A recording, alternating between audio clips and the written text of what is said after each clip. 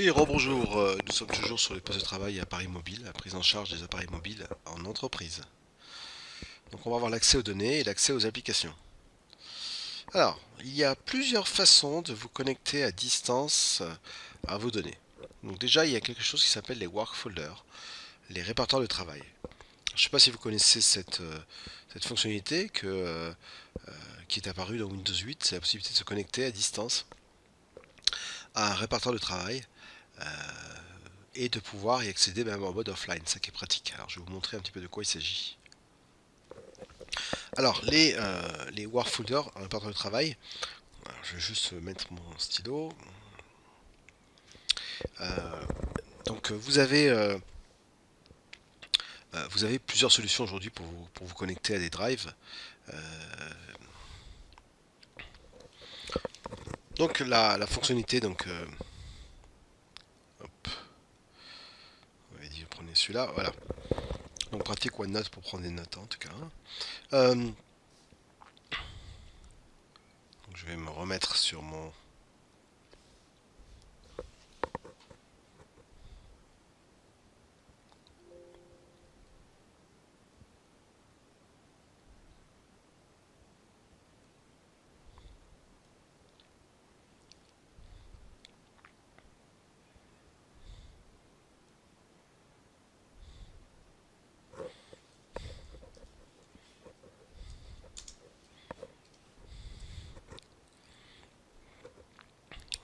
Voilà.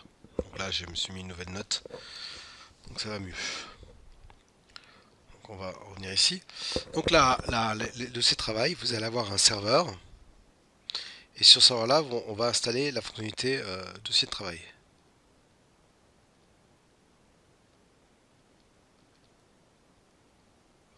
Ce qu'on appelle avant en anglais les work folders. Work folder. Et donc, moi, à partir de n'importe quel ordinateur, qui n'est pas connecté au domaine,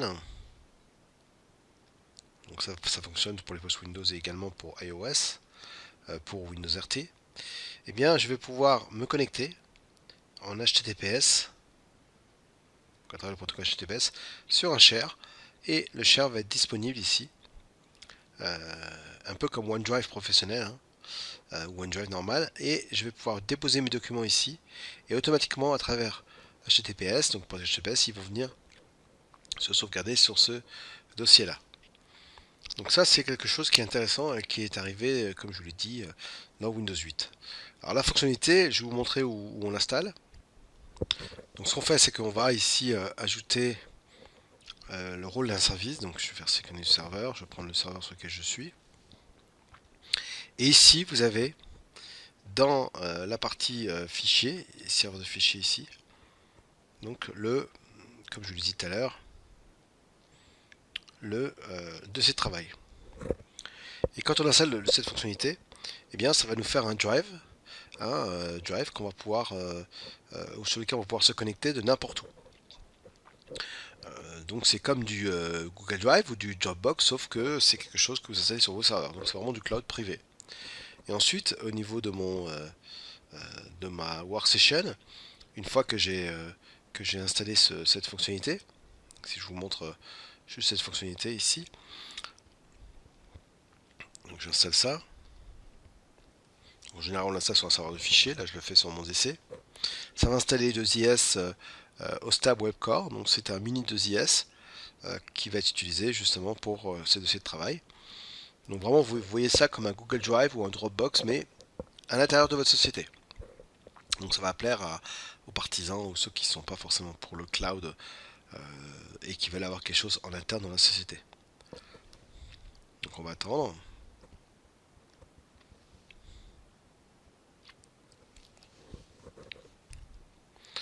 Voilà. Et ensuite, quand je vais dans le serveur de fichiers ici, j'ai le dossier de travail. Et donc là, je crée un dossier de travail donc on va dans nouveau partage synchronisation. Et ensuite, ça va donc, pour pouvoir y connecter à travers un poste de travail, je vais vous montrer. Donc à partir d'un poste, donc là je suis sur Windows 10, je vais taper dossier de travail. Et là, je fais configurer le dossier de travail et je tape une URL, donc celle du serveur, et automatiquement après je vais pouvoir sauvegarder mes données sur ce share qui sera disponible à travers n'importe quel ordinateur qui est à l'extérieur de ma société. Après vous avez le OneDrive et le OneDrive for Business.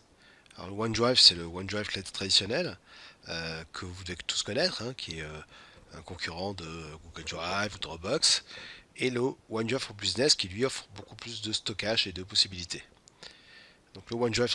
Voilà, donc ici je suis connecté sur le OneDrive, je suis allé ouvrir une fenêtre sur le poste 1 que vous voyez ici, et sur le poste 1, j'ai tapé OneDrive ici. Alors on va juste vous montrer ce que j'ai fait ici depuis le début. Je vais fermer tout ça. Je vais lancer Internet Explorer, non pas Edge, j'aurais pu lancer Edge, mais je ne suis pas connecté à un compte Microsoft, donc je ne peux pas voir ce que c'est que le compte Microsoft, bon, je pense que vous savez. Si vous venez de Windows 8.1, excusez-moi, si vous venez de Windows 8.1, vous savez que il vous faut un compte Microsoft pour bénéficier et accéder à OneDrive, à pouvoir avoir toutes ces fenêtres-là qui soient dynamiques. Donc ici, pouvoir ajouter la météo, tout ça, et ça sera connecté directement chez Microsoft. Il faut ajouter un compte Microsoft évidemment dans les paramètres hein, pour avoir le OneDrive. Ici, là. Vous voyez ce OneDrive ici, remarquez que si je double-clique dessus, il y a marqué non connecté. Hein. Celui-là, il est livré. Hein. Vous voyez qu'en fait, commencer, ici, chargement en cours. Et là, vous demandez un compte ici. Alors, l'avantage, c'est que du coup, le OneDrive, il va être synchronisé ici. Hein. Je vous montrerai après ce que ça donne. En tout cas, ici, j'ai le OneDrive qui est disponible partout dans le monde. Vous tapez OneDrive. Là, je me suis connecté avec mon compte, le bon cette fois-ci, celui-ci. Et là, vous voyez, avec OneDrive, je vais pouvoir classer mes documents. Donc ici, j'ai des répertoires. Donc imaginons, je vais faire un nouveau dossier. Je vais l'appeler Windows 10. Je pourrais inviter des personnes. Hein. Mais ce qui est top, c'est que j'ai pas Office, on est d'accord. Hein. Vous voyez que j'ai pas Office ici. Hein. Si je tape Word ici, il n'y a pas Word, hein, ni Excel, ni rien. Ben, j'ai pas besoin. Parce que quand je fais nouveau, j'ai un. Alors, c'est ce qu'on appelle le Office Web App. Hein. Office Web App, ça veut dire c'est un mini Office qui n'a pas autant les fonctions, mais n'empêche que là, je vais pouvoir bientôt commencer à taper mon document. Hein. Il n'y a aucun souci. Hein.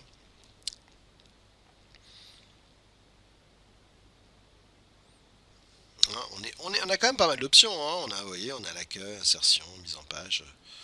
Donc là, on va pouvoir faire ceci est un texte tapé sur Office, sur Word Online. Word Online. Voilà. Et puis là, il n'y a pas d'enregistrement. Enfin, je pense que je serai sous. Mais là, il y a marqué enregistrement en cours. C'est ça qui est bien. Donc là, je peux lui donner le nom de mon document. Je vais l'appeler test. Voilà. Et c'est enregistré. Vous voyez, il n'y a pas de notion d'enregistrement. J'ai également ici PowerPoint Online, OneNote Online. J'ai donc mon OneDrive ici. Donc si je fais OneDrive, j'arrive à OneDrive. Vous voyez, on voit les prémices de Office 365. Hein, c'est exactement ce que vous avez. Hein. Je peux aller dans mes courriers si je veux. Donc je tape courrier. Et donc voilà, c'est mon OneDrive, c'est le même que celui-ci. Donc j'ai ici mon document. Là, c'est le OneDrive et là, j'ai mes courriers outlook.com. Donc vous voyez, ça va beaucoup plus que juste le OneDrive. Hein. Les gens pensent que dans OneDrive, avec OneDrive, non. Hein, j'ai aussi des tâches, j'ai plein de choses hein, ici. Hein. Voilà. En tout cas, là, j'ai fait mon test.doc. Je peux le sélectionner. Et puis, j'ai plusieurs possibilités le déplacer, le copier, le renommer, incorporer, historique des versions. Je peux le télécharger sur mon poste en local. Donc, si je fais ça, télécharger, ça va le récupérer en local sur mon poste. Je peux le partager si je veux. Envoyer un message électronique, gérer les autorisations. Donc voilà, je peux ajouter les personnes ici hein, si je veux. Bon, là, c'est celui qui a été enregistré. Voilà, donc là j'ai mon Outlook ici. J'ai mon Outlook là. Le traitement est en cours. Ça, c'est donc le OneDrive sur Internet. Maintenant, ce que vous pouvez faire, c'est associer le OneDrive ici avec celui-ci. Donc là, je vais mettre mon... Là, la différence, c'est que maintenant, mes documents vont être synchronisés. Donc même si je ne suis pas connecté, ils seront disponibles en mode offline.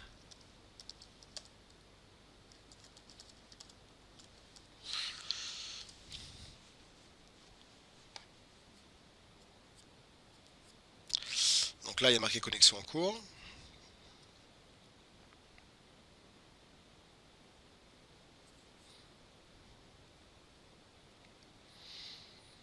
On voit qu'il le met ici, dans mon compte actuel, OneDrive. Donc je fais suivant.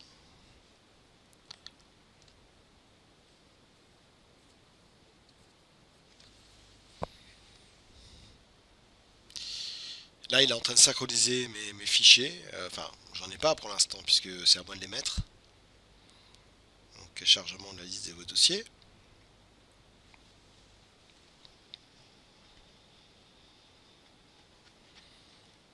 Donc, il me demande ce que je veux synchroniser. Donc, tout ce qu'il y a là-dedans. Donc là, je peux voir que il y a des fichiers, il y a des pictures.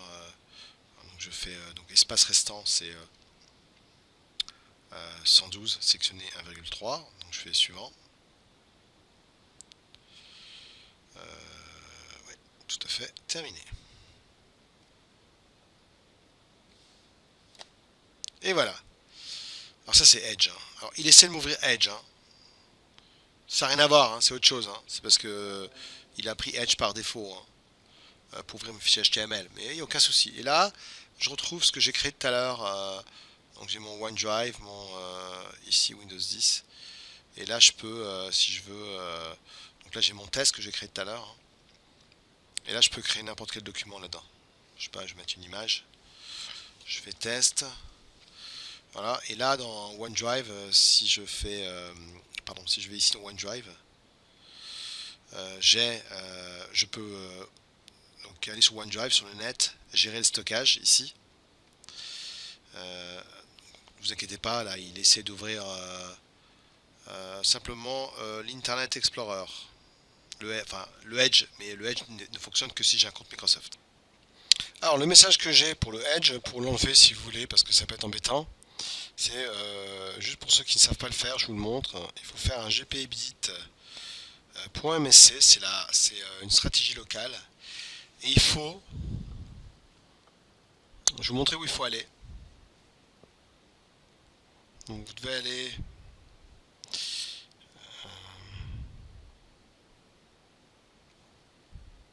deux messages d'erreur, mais c'est pas grave.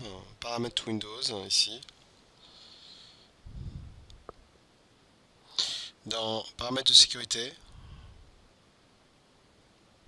stratégie locale, option de sécurité. Et là vous devez aller ici.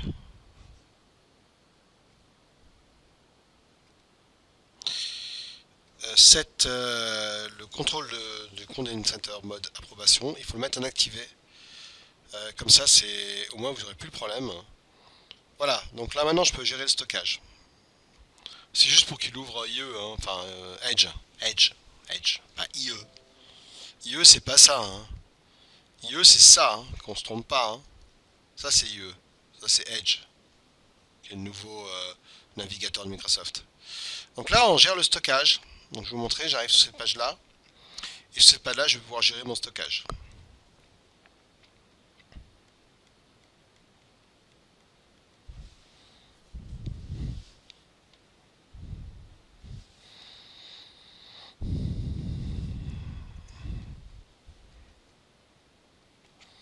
Donc là je vais sur mon compte.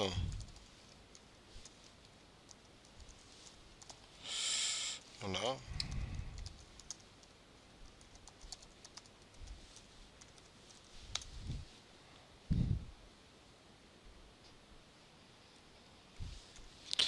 C'est mieux quand on se trompe pas, hein.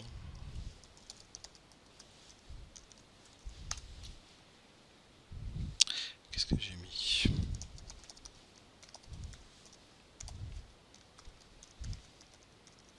Ah, je sais, j'ai dans le nom du compte. Voilà. Et donc là, j'arrive sur une fenêtre, hein, je vais le mettre en plein écran. Ah, ce qui est pratique, c'est que vous pouvez écrire sur la page. Et ça, c'est pas mal ça. Ah, vous allez voir sur le résultat, j'attends juste qu'il m'affiche ça, je vais juste enlever ça.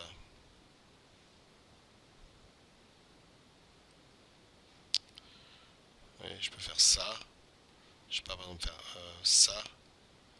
Et sur la page, je vais faire un truc comme ça, oui, moi j'aime bien ça. C'est pratique quand vous devez prendre des notes, hein. Non, je vais effacer ça.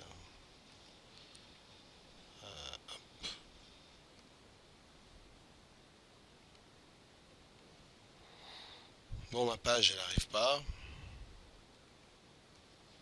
Voilà, Manage Storage. Donc ici, j'ai 5 Go ici. Je peux mettre à niveau si je veux.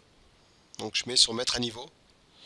Et là, il va me proposer une façon payante le Office 365 personnel plus 1 Teraoctet. Et là, c'est Office 5 1 Teraoctet pour 5 personnes. Où là, j'ai vraiment les dernières versions de Word. Donc ici, pour celui-ci, donc là, c'est ici 365 gratuitement. Donc là, bon, c'est gratuit. Il vous fait essayer le produit. Mais sinon, vous pouvez passer directement à ça. Donc pour 7 euros par mois ou 69 euros par an en utilisant ça. Donc si on fait en savoir plus, vous allez arriver sur une page web où il va vous dire ce que vous apporte Office 365. C'est ce qu'on va voir après sur le OneDrive professionnel. Mais encore, ça c'est encore autre chose, hein.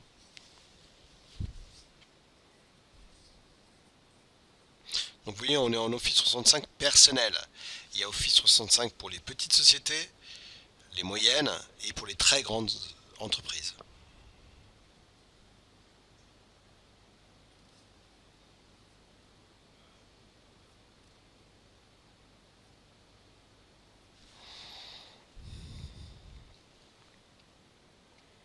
Voilà, j'aime arriver sur la page ici. Donc vous voyez, vous avez Office 365 personnel. Alors c'est plus du tout qu'un drive, hein. Ça devient une solution complète, hein. Donc ici j'ai abonnement conçu pour vous aider à réaliser vos projets. Donc soit 6,95 par mois, compatible avec Windows 7, Office 2016 pour Mac, Nestic, Mac OS, bon, ok. Ok. Ces logiciels vous connaissez déjà sont installés. Utilisation sur plusieurs appareils. Autre avantage de l'abonnement. 1 Tera, énorme. Je sais pas si vous imaginez, hein. Et puis regardez ce que vous avez. 60 minutes Skype d'appel par mois vers les téléphones mobiles fixes. Ça c'est quand même top, hein. Donc vous avez logiciel, donc vous avez toutes les dernières versions de Word, hein, Access, des logiciels Office complet installés sur un PC ou un Mac, donc c'est vraiment installé, hein. Utilisation sur plusieurs appareils, accès, communication avec Skype, logiciel toujours à jour, support Microsoft, voilà. Ok, donc là je pense que vous avez compris à quoi sert le OneDrive. Maintenant, ce qu'on va voir, c'est le OneDrive professionnel. Alors, le OneDrive professionnel, vous l'avez dans Office. Alors, ce que je vais faire, c'est que là, on en aura besoin pour toute la formation. Donc là, souvenez-vous que vous devez créer un compte. Si vous avez suivi la vidéo sur le lab, vous devez avoir plusieurs choses. Vous devez avoir d'abord un compte Microsoft. Donc ici, j'ai mon compte Microsoft. Ok. Deuxièmement, on va se connecter on va faire une demande d'Office 365. Mais par contre, on va faire une demande entreprise.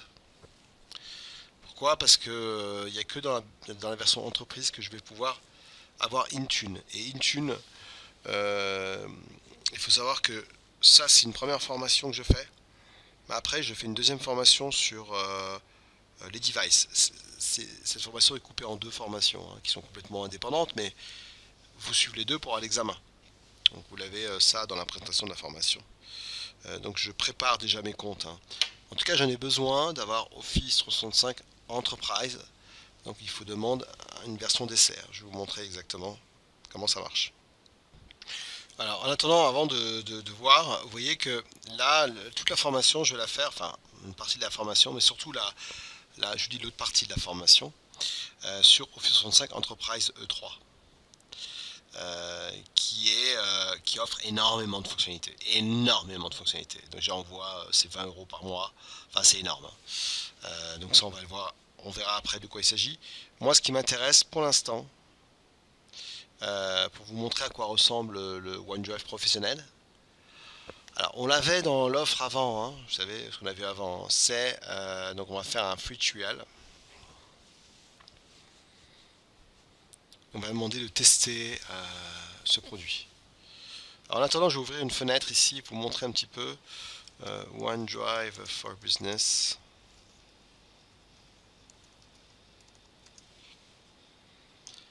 Voilà, pendant qu'il ouvre ça, on va aller sur OneDrive for Business. Voilà. Donc on va faire la recherche en français après.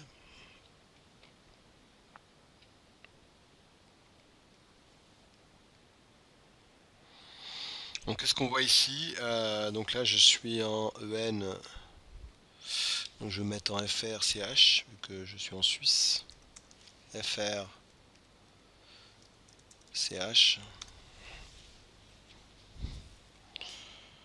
Voilà.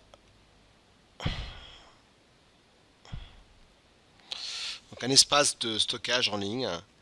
Commencer un essai gratuit. Donc vous avez vraiment le OneDrive professionnel, hein. Voilà. Donc ça ici c'est un endroit unique pour sauvegarder vos données. Donc ici je peux faire commencer un essai gratuit, hein, alors soit personnel soit professionnel. Sinon, donc là en faisant ça vous avez que le OneDrive professionnel, enfin vous avez également vos applications. Mais si je fais professionnel, ici, voilà, donc votre vie pour stocker, synchroniser, rechercher, collaborer, partager, contribuer. Donc c'est intégré à Office 65, hein. Et comme je vous l'ai dit, hein. Donc je reviens ici et là on va gérer tout ça. Donc là on va dire que je suis en France, ici. Quoique, oui, je mets ça parce que mon téléphone est français, même si je suis en Suisse. Donc là, donc vous faites la même chose que moi, hein. Hein, n'oubliez pas de faire la même chose que moi. C'est le but d'un lab, hein.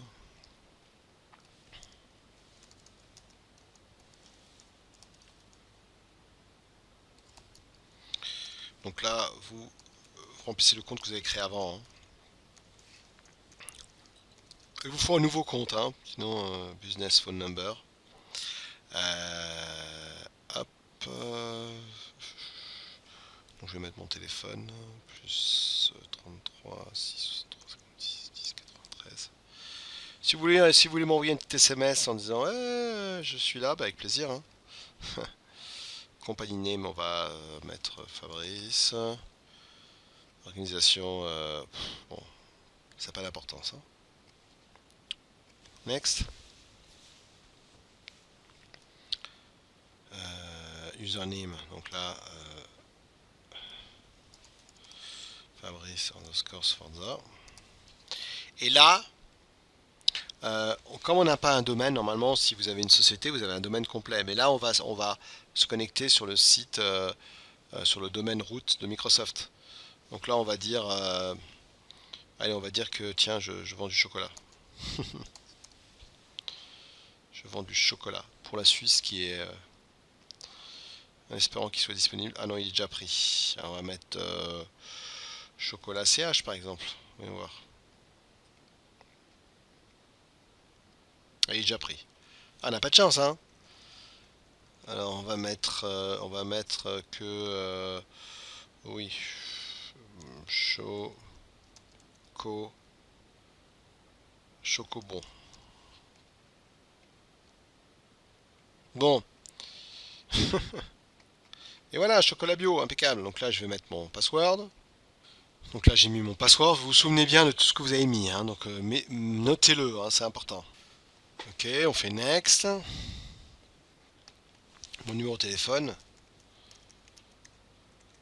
hop là, 6, 56, 10, 93. Voilà. Et là, il va m'envoyer un SMS. Donc, je vais aller prendre mon téléphone. Donc, voilà le code que j'ai reçu. Donc, je vais créer mon compte. Donc, il me redonne l'information pour me connecter au portail, pour accéder à pas mal de choses. Il me crée mon compte, il me crée mon user. Bon, et là, j'ai accès à OneDrive professionnel qui m'apporte beaucoup plus d'informations, vous avez bien compris. Voilà, donc ensuite, on a l'accès aux applications. On a Remote App, Azure Remote App, RDP et enregistrement du device. Donc c'est quelque chose qu'on verra dans les autres slides. Donc Remote App qui est une solution pour pouvoir se connecter à distance à des applications sur RDS. Azure Remote App, c'est la même chose chez Azure. RDP, vous connaissez bien puisque c'est pour se connecter en remote desktop.